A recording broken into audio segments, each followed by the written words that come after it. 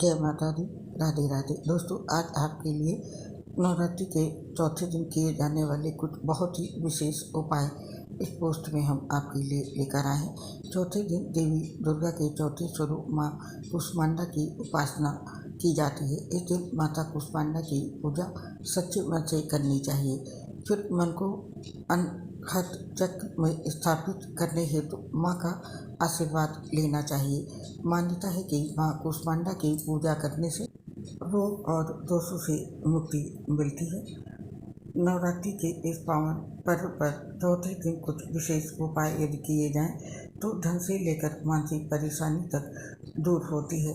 खास तौर से जो लोग धन की कमी का सामना कर रहे हैं या किस्मत का साथ न मिलने पर असफलता का सामना कर रहे हैं या किसी कारण से बहुत ज़्यादा परेशान हैं, तो नवरात्रि में ये सटीक उपाय ज़रूर करना चाहिए उनको। ये सच है कि मेहनत के बिना कुछ भी संभव नहीं, लेकिन कई बार मेहनत करने के बावजूद सफलता नहीं मिल पाती है, क्योंकि सफलता और जीवन में सुख हासिल करने के लिए मेहनत के साथ साथ किस्मत की ज़रूरत होती है। तो इन उपायों की मदद से आपकी किस्मत भी चमक जाएगी और आपका भाग्य भी साथ देने लगेगा। साथ ही इसके अलावा जानेंगे लंबी आयु से लेकर अन्य परेशानियों के लिए इस दिन के कुछ विशेष उपाय। तो सबसे पहले इस दिन जानते हैं मनोकामना पूरी करने के लिए इस दिन कौन सा उपाय करना है।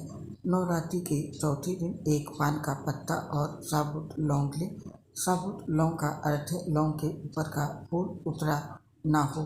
पान का पत्ता और लौंग दोनों लेकर आप पूजा घर में बैठ जाएं और एक दीप प्रज्वलित करें।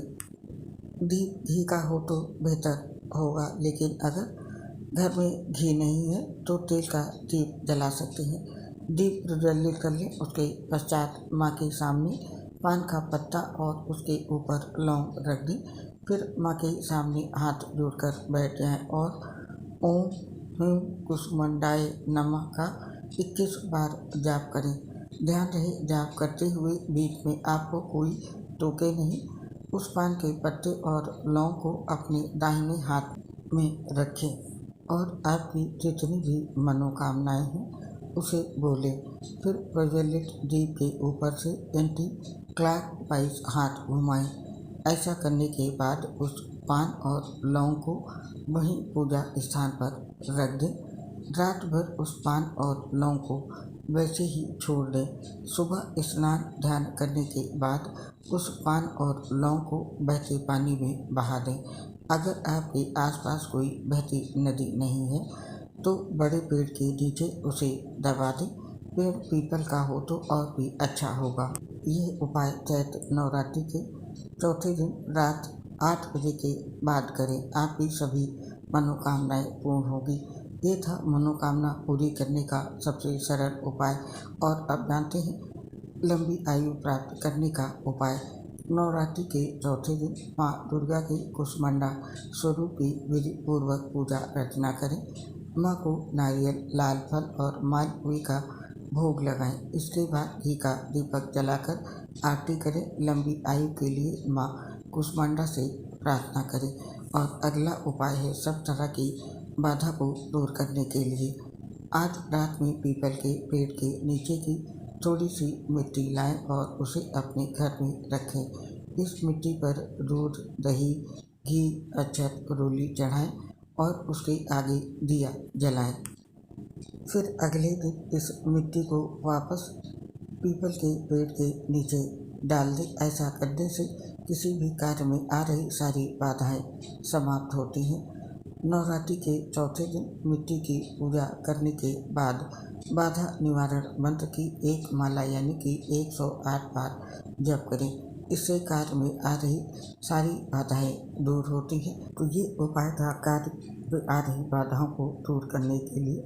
और अगला उपाय है संतान प्राप्ति की बाधा को दूर करने के लिए। संतान प्राप्ति में बाधा आ रही है तो नवरात्रि के चौथे दिन कुछ खास उपाय ज़रूर करें। लौंग और कपूर में अनार के दाने मिलाकर माँ दुर्गा को आहुति दें। इससे संतान सुख की प्राप्ति का वरदान मिलता है।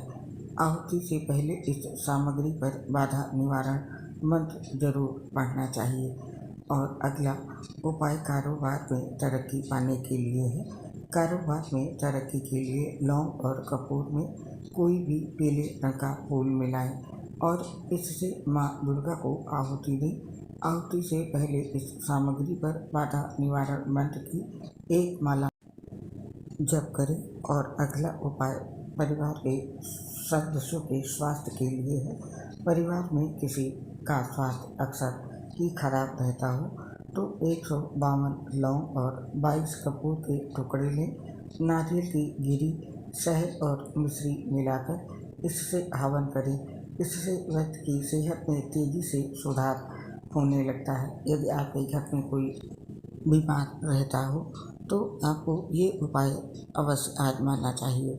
और अगला उपाय विवाह में आ रही रुकावट को दूर करने के लिए है। विवाह में रुकावट के लिए भी नवरात्रि के चौथे दिन के उपाय लाभकारी माने जाते हैं। इसके लिए 36 लौंग और 6 कपूर के टुकड़े लें और उसमें हल्दी और चावल मिलाकर माँ दुर्गा को आहुति दें। आहुति से पहले लौंग और कपूर पर बाधा निवारण मंत्र का 11 माला जप करें। इससे शीघ्र विवाह के योग बनते हैं। विवाह में आ रही रुकावटें दूर होती हैं। तो दोस्तों, ये थे चैत्र नवरात्रि में चौथे दिन किए जाने वाले कुछ विशेष सटीक उपाय। इसमें से आप अपनी ज़रूरत के अनुसार कोई भी उपाय कर सकते हैं। माता रानी की कृपा से आपका कार्य अवश्य सफल होगा और आपके कार्यों में आ रही रुकावटें भी दूर होंगी। आप और आपके पूरे परिवार पर देवी भगवती का आशीर्वाद सदैव बना रहे। इस कामना के साथ अब इस पोस्ट को समाप्त करने की आपसे आज्ञा चाहते हैं। शीघ्र मिलेंगे किसी नई पोस्ट के साथ। दोस्तों, आपसे अपनी एक परेशानी शेयर कर रहे हैं। हम लीवर सिरोसिस सहित गंभीर बीमारियों से ग्रसित हैं, जिसके चलते पोस्ट बनाते समय काफ़ी दिक्कतें आती हैं। सांस फूलती है तो आवाज़ सही नहीं आ पाती है। इसके लिए साथियों हमें क्षमा कर दें, क्योंकि ये ऐसी एक स्वास्थ्य समस्या है जो ठीक नहीं हो सकती है। उम्मीद करती हूँ आप हमारी परेशानी समझेंगे और हमारा सहयोग ज़रूर करेंगे। इसके लिए आप सभी साथियों का हृदय से बहुत बहुत धन्यवाद। जय श्री राधे कृष्ण, राधे राधे।